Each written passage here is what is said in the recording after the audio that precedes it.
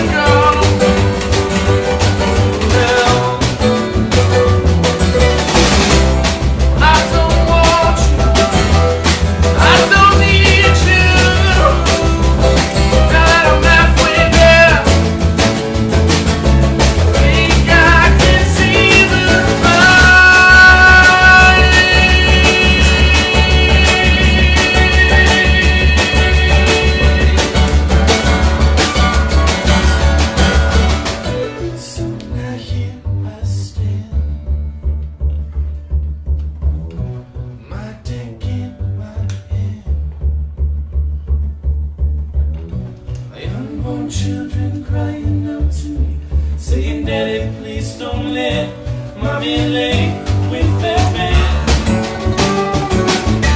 'Cause when the smoke all clears, along with ringing in your ears, you wake up next to some stranger, wondering where the fuck I am, talking about fixing all my fears. Living in me now, living in me now.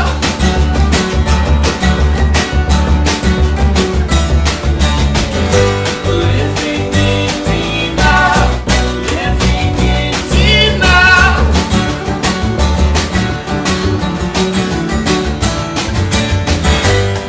Living in me now, living in me now.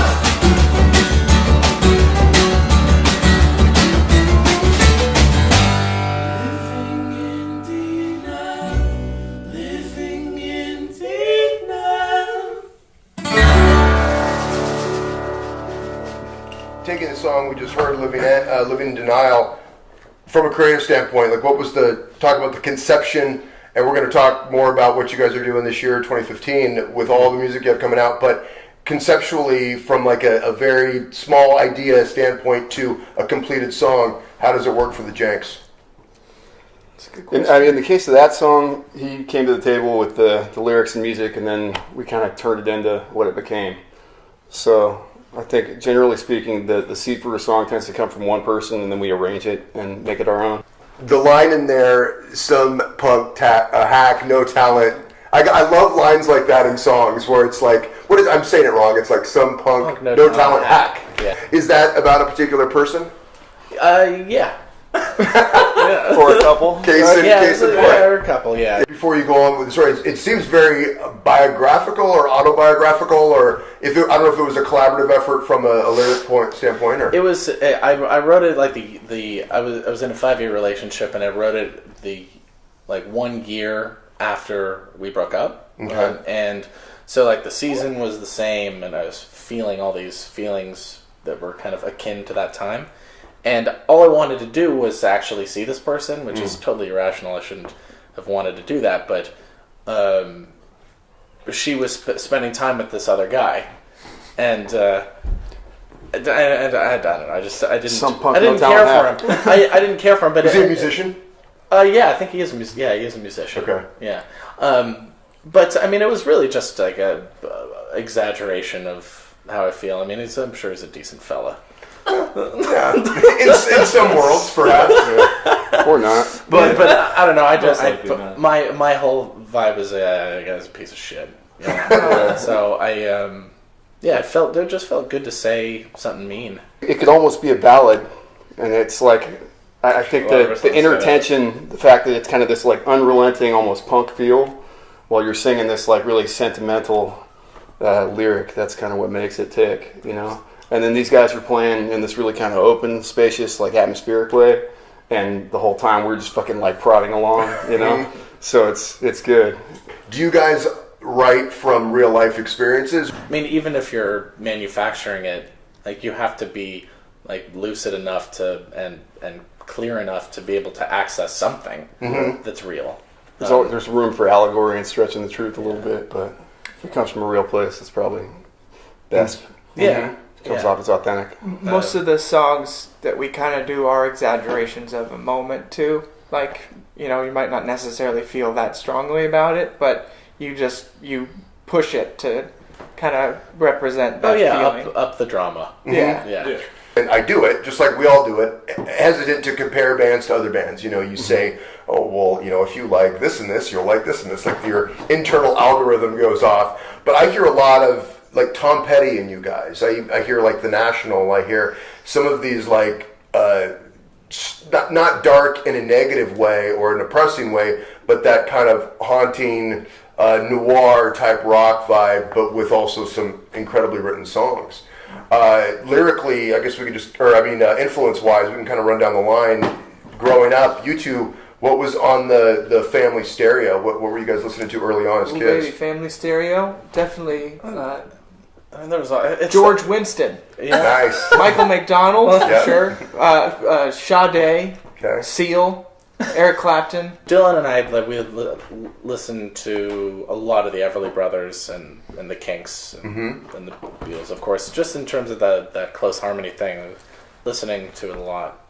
Simon & Garfunkel. Nate, what about you? What did you?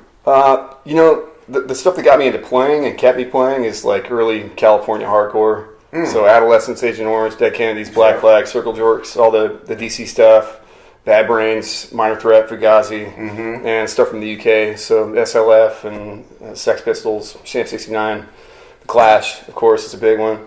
And then the new wave stuff that kind of goes along with it. So like early Elvis Costello, Joe Jackson, Talking Heads, Police, Cars. That's kind of my shit. And then I happen to know how to like play jazz and classical music too. So that's kind of like my musicianship comes from like kind of knowing what I'm doing and then just like going after it like I'm trying to kill someone and like someone's trying to kill me at the same time. Leon, what about you? I grew up. I was it was funny. My family wasn't very musical in terms of playing instruments, but all the time we always listened to music. So my mom, we used to listen to Santana and Steely Dan all the time, and War and all those kind of bands.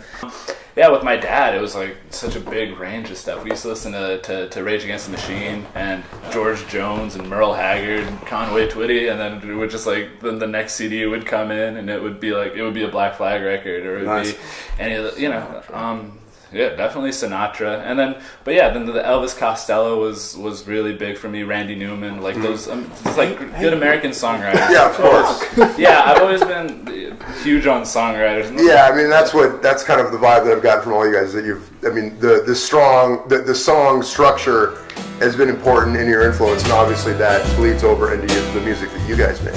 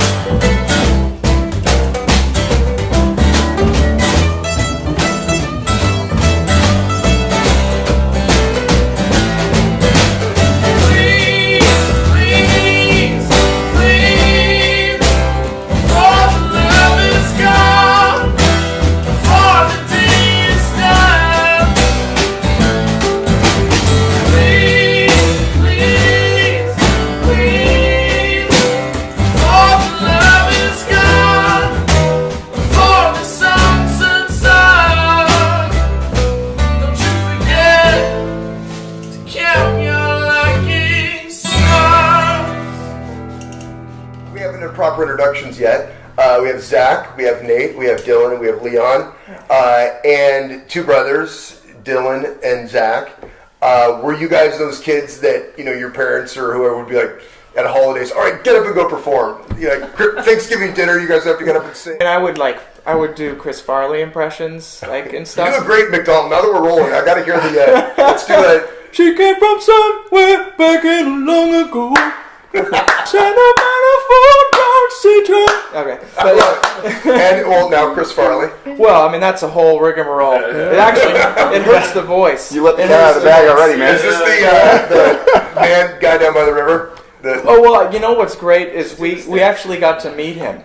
We got to we meet did. him, and Very he cool. because our dad is an actor. Okay. And which ties into the question you asked that like we grew up around performers and Okay. stuff, but we didn't play together until we were like I was right out 4 of years college. ago. 4 or 5 years ago, yeah. But yeah, you can come sit down. I'll tell the story. I mean, so He's gonna make us wait. It's a teaser. our dad, he was doing stuff on Broadway, and Chris Farley was doing SNL at the time. He knew of our dad, and he was on the same flight as us going out to meet our dad. So he came back and to check on us in the what is it, middle class? Didn't coach. Chris Farley. Yeah. He came back from first class, and he came to see us, and he put on a whole show for us. And so the stewardess was coming by, and was like, "Oh, pardon me, ma'am." And then he comes right up to us and goes, "Stewardess told me a couple kids were causing trouble back here." Did you guys have the sibling rivalry at all, or you guys get along like Big peanut time. butter and jelly? Big time. I don't think that there is that much sibling rivalry. Like if I'm trying to think of a practical, like an actual example. Like if because I always want him to have his moments. Like I would prefer for him to be doing more. Yeah. Actually. I'm not like I want spotlight. I'm not that kind of person. It's more sibling. Like even if we're in a room or if we at a new place and there's a pretty lady there, like if she takes to Dylan, I'm like awesome. Yeah. You know, like I don't care. Right. Like it's next. Because it's bound to fail anyway. So Yeah, it's all futile. Let that be clear. Your debut album came in 2012. The EP end of last year. This year, you guys have to explain what you're doing because it's the coolest thing I've heard artists doing, a band doing in a while, in terms of giving fans a lot of cool content and great music. Who wants to break that down? So what we want to do is be a creative force band and just constantly be creating and putting out. So every last Friday of the month for the rest of this year, we'll be putting out a single. And we'll be recording more than that. So that's going to happen every month no matter what. But our big goal for the end of the year is to have a great album. And that's really important to us, I think. And again, with all these, it's a singles environment now with, the world of streaming and stuff like that. And so what we've lacked in a long time is just a really great album. And we want that, and we want to start building that.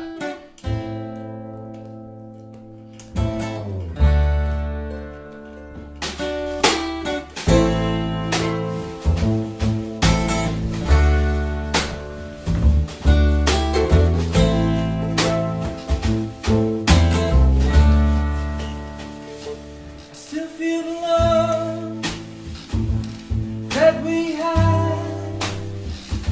It's fighting tooth and nail to stay alive. While you dance away your troubles and I sing away mine, I'm asking why we fall through, why we say goodnight. Don't leave me here, sitting on the edge of love.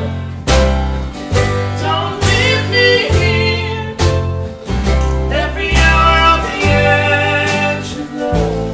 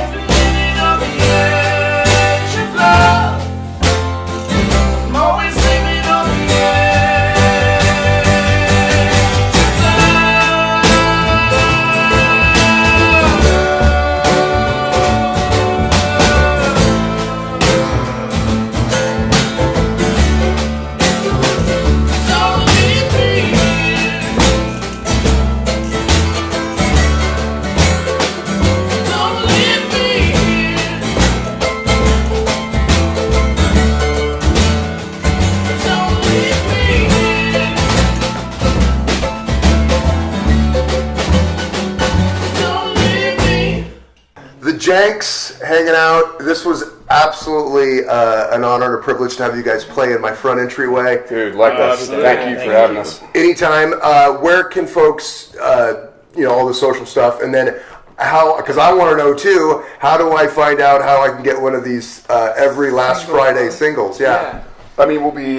It'll be available. They'll be everywhere, man. On They'll- But I mean, do you guys have like a mailing list or? Yes, we have a mailing list. You can get on our website. We'll be streaming it on our website. There's Which a mailing is- list at thejanks.com. This is your cue to give Oh, the sorry, website. I'm screwing this up. It's just thejanks.com. The Jank- that's and easy then look for enough. us on Facebook. It's the What's the Janks Facebook? or It's Twitter. Facebook / the Janks? The or- Janks Band, Oh, the yeah. Janks The Band. Janks Yeah, Band. and you guys. I mean, I think we follow one another on Instagram, Twitter. It's all you guys are all out there. Yeah. So.